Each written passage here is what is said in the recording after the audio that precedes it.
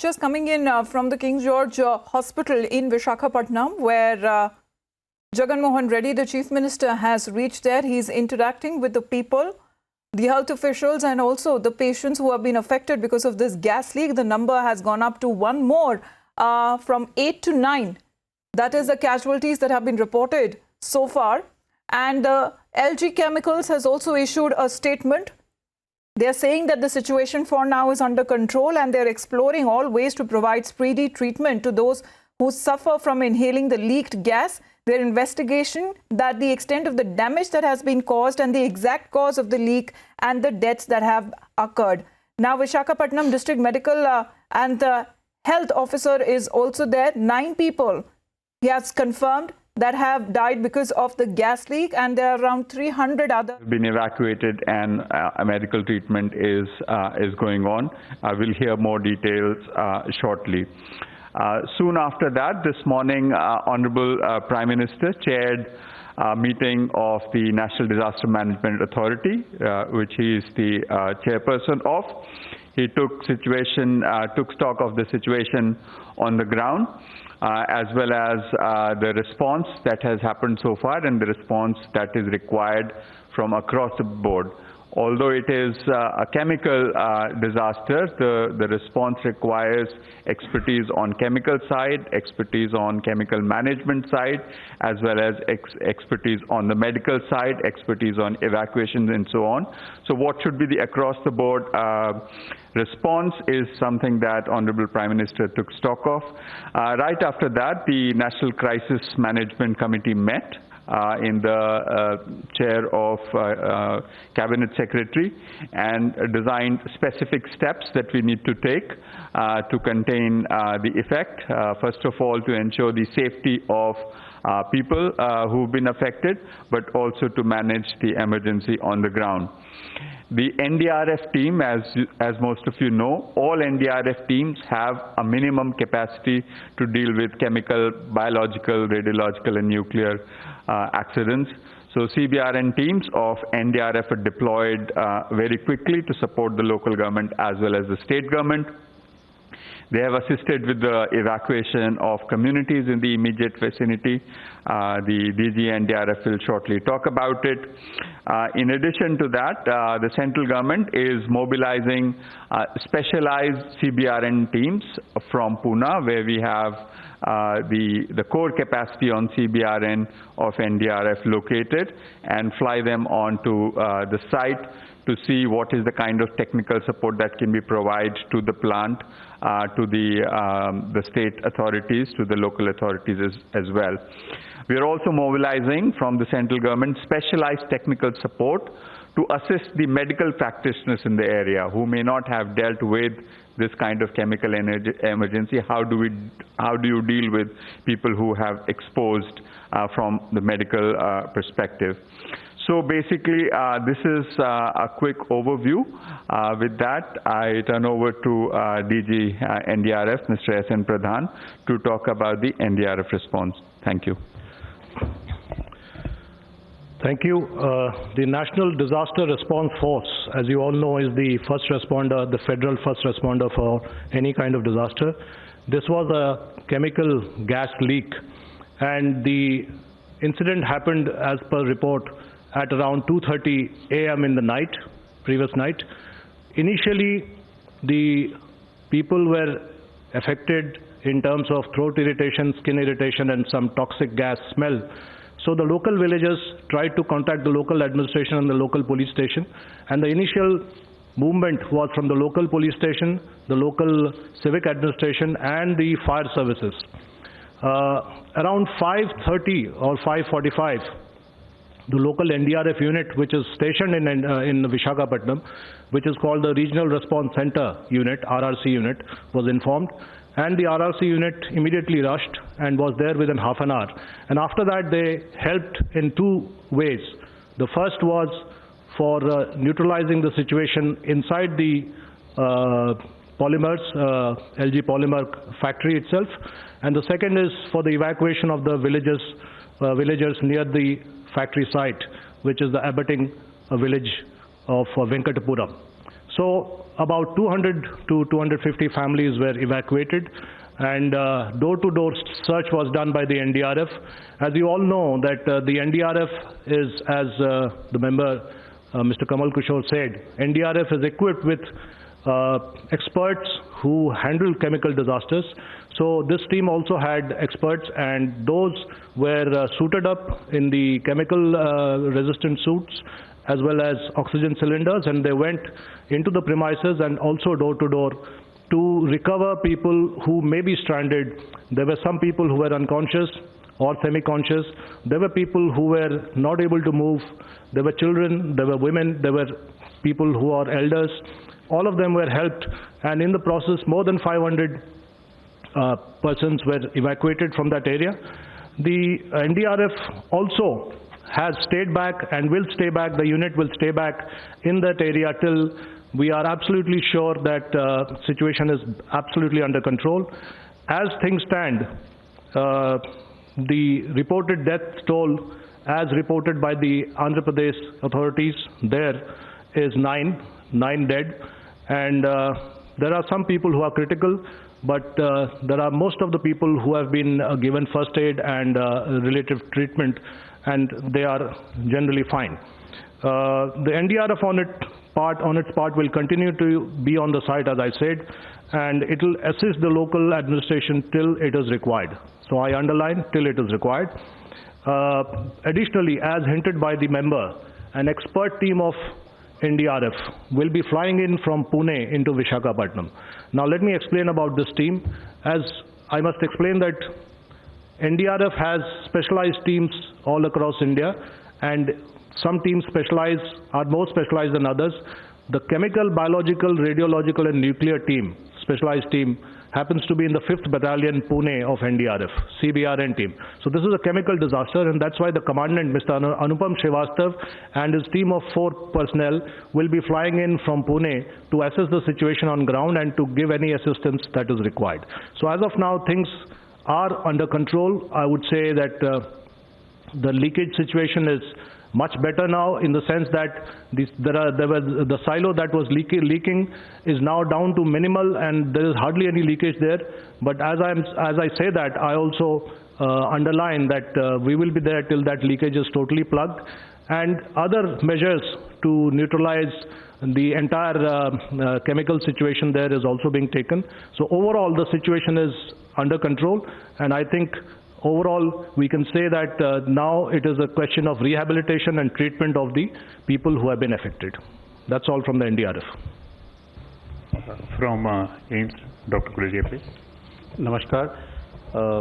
This is an unfortunate incident जो आज सुबह हुआ विशाखापट्टनम में गैस लीक जो है. This is, as has been already told, it's a compound styrene, which is an alkaline benzene compound. अगर हम इस compound की बात करें तो it can basically cause harm to humans by inhalation, by ingestion, by effect on the skin, and effect on the eyes, what we call ocular effect. Inhalation, say, it can cause mucosal irritation, irritation in the throat, in the airways, which can lead to coughing. It can lead to breathing difficulty and wheezing or a whistling sound in the chest.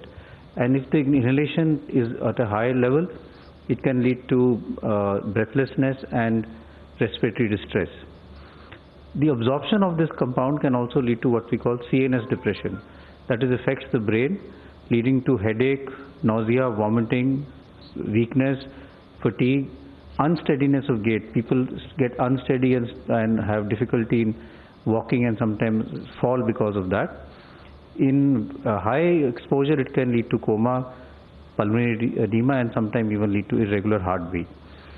Effect on the skin is usually mild in the form of irritation, itching, some degree of dermatitis can happen, and it can also irritate the eyes, leading to again irritation. A syndrome known as styrene sickness has also been described, which leads to nausea, vomiting, and again unsteady gait, which has been said could be inferior in a drunken state. There is, as far as treatment is concerned, there is no specific antidote. There is no definite medicine for reversing the effect of this compound, and treatment does remain mainly supportive. The first thing that one needs to do is remove the individuals from the affected area, and as you've heard, that has been done aggressively since early morning. Individuals, because of exposure that can happen through clothes are to be removed. The exposed eyes can be washed with water, and you can use an absorbent like tissue or towel to clean the skin so that the deposition of the skin is clean. Water can also be used, and then these individuals have to be monitored for any breathing difficulty and for any drowsiness, because like I said, it can affect the lungs but can also affect the brain. Main treatment strategy is to watch out for any breathing difficulty and airway management. Some of these patients will require to be intubated and put on a ventilator. Many will just require oxygen therapy, and we have to monitor for their oxygen, respiratory rate, and their CNS depression. If there is bronchospasm or breathing difficulty, sometimes nebulization can also be given as far as treatment is concerned. In some, there is some data that in very sick patients, even steroids have been given when there is acute lung injury. So by and large, it tends to be an illness which is not universally fatal. In most people, there is good recovery. It causes more irritation of the airways, and depending on the degree of exposure, the effect can be much higher. So those who have had a very close exposure, they are the ones who have a higher chance of having severe effects. Currently, as has been said, that although a large number of people are admitted in the hospital, most of them are stable and should hopefully make a good recovery. Thank you. Just one update on the deaths. The latest figure is now 10. I just got the information that 10 people. All right, that was a joint briefing that was being done on part of the NDRF and the NDMA on the current situation, where a team of experts will be flying down from Pune to Visakhapatnam to take stock of the situation and the measures that can be taken as to contain the spread, and also expertise onto people who have been directly affected because of this toxic gas leak. Please, this briefing is only for this particular purpose. Just focus on this. Yes, yes, sir. जो ये unfortunate incident हुआ है, आगे भी बहुत सारी फैक्ट्रियां open होंगी, तो आप लोगों की तरफ से क्या गाइडलाइंस जारी की जाएगी ताकि इस तरीके के इंसिडेंट आगे ना हो?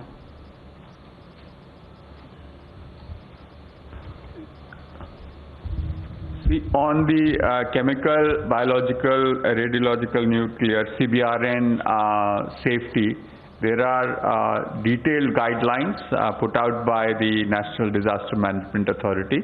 I think all of those guidelines have to be followed. वो सारी जो दिशा निर्देश जारी किए गए हैं अब तक, वो लागू किए जाने चाहिए.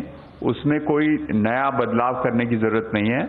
हाँ, जहाँ फैक्ट्रीज में, कारखानों में, प्लांट्स में लोग काम करते हैं, वहाँ सोशल डिस्टेंसिंग मेजर्स उनके अपने ऑपरेशन के अंतर्गत किए जाने चाहिए. लेकिन जहाँ तक केमिकल सेफ्टी का सवाल है, उस पे हमारे रूल्स, रेगुलेशंस, गाइडलाइंस बहुत क्लियर हैं. उसको जैसे पहले हम रिगरसली इम्प्लीमेंट करते थे, वैसे ही इंडस्ट्रीज को करने की ज़रूरत है.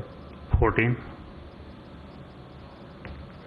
सर, मेरा सवाल डॉक्टर गुलेरिया से है. जो लोग वहाँ पे अस्पताल में हैं या फिर जो लोग अपने घरों में, क्या उनको अभी कोई विशेष हिदायत की ज़रूरत है या फिर वो निश्चिंत रहें कि अब कुछ उनको नहीं होने वाला है?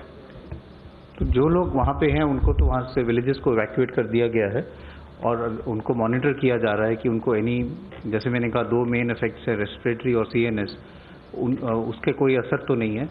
जो हॉस्पिटल में लोग दाखिल हुए हैं, जिनको कोई सिम्टम्स हैं, चाहे वो इरिटेशन ही हो, चाहे वो ब्रीदिंग डिफिकल्टी हो, उनको भी क्लोजली मॉनिटर किया जा रहा है. And there is also house to house visit in that area to see कि कोई किसी और जो सराउंडिंग एरियाज में है, किसी को कोई मेडिकल प्रॉब्लम तो नहीं है. घर में एक तो एक्सपोजर, आपको अंदर ही रहना, एक्सपोजर अवॉइड करना है. आउटडोर जो गैस है, the gas doesn't stay for a very long time. अगर इरिटेशन हो तो वॉश करना है अपने आँखों को. स्किन में अगर लगे इरिटेशन है तो उसको किसी टिश्यू से क्लीन कर सकते हैं, पानी से धो सकते हैं. और अगर सांस की तकलीफ हो या ड्राउजीनेस हो तो हेल्थ केयर फैसिलिटीज़ को इमीडिएटली कॉन्टैक्ट करना चाहिए. 153. So, Polemy from India Today. My question is one about the radius of the area from where people have been evacuated. Second question is about the treatment that's going on in KG Hospital. How many are critical of those? And also initial findings are suggesting a burst in the valve which was controlling the gas over there. Probably some semi-experienced labor handled the situation, as a result of which this incident happened. Could you throw some light on that? So there are three questions. The first part, maybe DG NDRF can take. Well, the incident, as I said, happened at 2:30 a.m. in the night. So it was actually only the factory personnel who were there, and it's a matter of investigation exactly what is the cause of the leakage. So that is under investigation. The local police has already started proceeding in that direction. So we'll know that very soon, I think. But the evacuation has happened primarily in the nearby villages. Venkatpura is the first village which is most abutting the site, and then further villages were also intimated by the local administration just to be on the side of safety. And that's why those villages also were evacuated. So you could say in a radius of about 3 kilometers, the people were evacuated. 116. Sir Brahma Prakash Dwivedi ji news से मेरा सवाल professor Guleria जी से है। Sir जो इसका impact है जो लोग भी प्रभावित हैं जो परेशानियां हो रही, क्या ये लॉन्ग टर्म इम्पैक्ट भी करेगा? क्या इसका किस तरह से प्रभाव देखते हैं? कहीं भोपाल गैस ट्रेजेडी की तरह लॉन्ग टर्म इम्पैक्ट तो नहीं इसका रहेगा? तो chances of long term impact are less, because ये जो कंपाउंड है ये बॉडी से मेटाबोलाइज होकर जल्दी निकल जाता है. This is an acute exposure rather than a chronic exposure. But we will have to follow up and see. But as of now, the data doesn't suggest a significant long-term effect. 60. Sir एक छोटा सा clarification था. प्रणय उपाध्याय हूँ ABP news से. कितने लोग critical हैं अभी? आईसीयू में कितने लोग हैं? वेंटिलेटर पे आपने कहा कि ज़रूरत पड़ती है कुछ लोगों को रखने की जो क्रिटिकल एक्सपोजर में हो, तो ऐसे कितने लोग हैं?